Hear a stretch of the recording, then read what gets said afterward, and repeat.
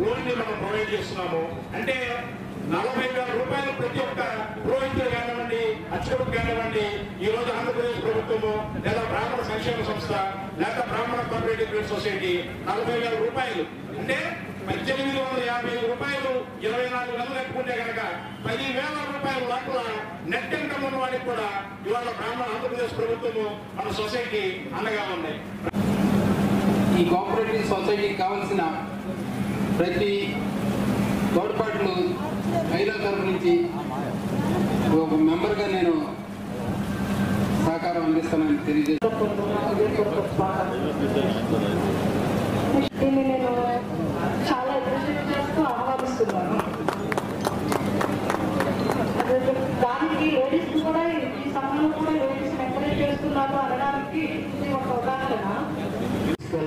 అనే లక్ష్యంతో ఏర్పాటు చేస్తున్న CEO నాగసాహి గారికి అభినందిస్తున్నాను.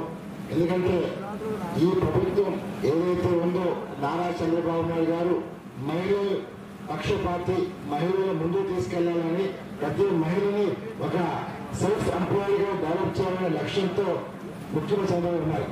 ఈరోజు ఆంధ్రప్రదేశ్ గ్రామీణ కోఆపరేటివ్ క్రెడిట్ సొసైటీ లిమిటెడ్ తరఫున శుచి ఫుడ్ ప్రొడక్ట్స్ ప్రారంభోత్సవ కార్యక్రమానికి విచ్చేసి వేదిక అలంకరించిన సొసైటీ CEO గారికి, మహిళా అధికార వర్గానికి, అలాగే cooperative credit society managing committee సభ్యులకి, అలాగే సొసైటీ సభ్యులందరికీ కూడా నా నమస్కారం.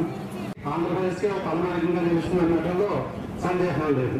సహకార రంగంలో దుర్నీతి ప్రమాదం అమలుచేసినట్టుగా మేము అధికారులను భావించడం జరుగుతుంది.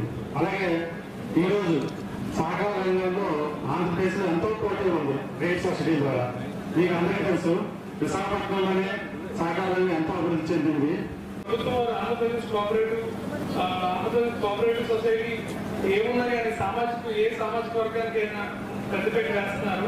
అందులో భాగంగా ఆంధ్రప్రదేశ్ గ్రామీణ కోఆపరేటివ్ సొసైటీ క్రెడిట్ సొసైటీ వారు ఎన్నో పథకాలను పెట్టడం జరిగింది.